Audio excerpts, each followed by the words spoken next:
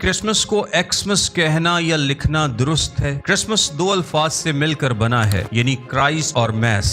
Christ का मतलब मसीह और मैस सेलिब्रेशन को कहते हैं, यानी मसीह की सेलिब्रेशन। यूनानी जुबान में मसीह के लिए लफ्ज खरिस्तोस है। ये लफ्ज यूनानी लेटर खी से शुरू होता है और खी के लिए अंग्रेजी लेटर एक्स है। इब्तदाई तौर पर एक्समस क्रिसमस लफ्ज की शॉर्ट फॉर्म थी। इसका आगाज तकरीबन 16वीं सदी में हुआ। कॉपी करने और सफ़ों को बचाने के लिए शॉर्ट फॉर्म्स इस्तेमाल की जाती थीं। सो इब्तदाई तौर पर ना तो इसका मकसद ये था कि मसीह को क्रिसमस से निकाला जाए और ना ही इसका मकसद क्रिसमस लफ्ज की तज़हीक था। अगर हम आज इस लफ्ज के इस्तेमाल की बात करें तो कॉन्टेक्स्ट में ये उस जमाने के इस्तेमाल से फर्क है। मैं आपको एक मिसाल देता हूँ। आपको मालूम होगा कि कबलज मसीह को BC और बादज मसीह को AD कहते हैं, लेकिन मॉडर्न जमाने में बहुत जगह पर इसको BCE और CE कर दिया गया है। BCE यानी बिफोर कॉमन एरा और CE common era. Common era यानी आम अहद। अल्फाज की तब्दीली की वजह यह है कि BC और AD इसको मसीही मजहब और खास तौर पर यीशु मसीह के साथ जोड़ता है और गैर मसीही BC और AD को इस्तेमाल करना नहीं चाहते। इसी तरह बहुत जगह पर क्रिसमस हॉलीडेज का नाम बदलकर हैप्पी हॉलीडेज रख दिया गया ताकि ये मजहबी न लगे। अब एक्समस जो कि शुरू में तो क्रिसमस की शॉर्ट फॉर्म थी, लेकिन अब इसलिए ज्यादा इस्तेमाल की जाती है कि मजहबी न लगे और किसी तरह मसीह के लफ्ज से किनारा किया जा सके।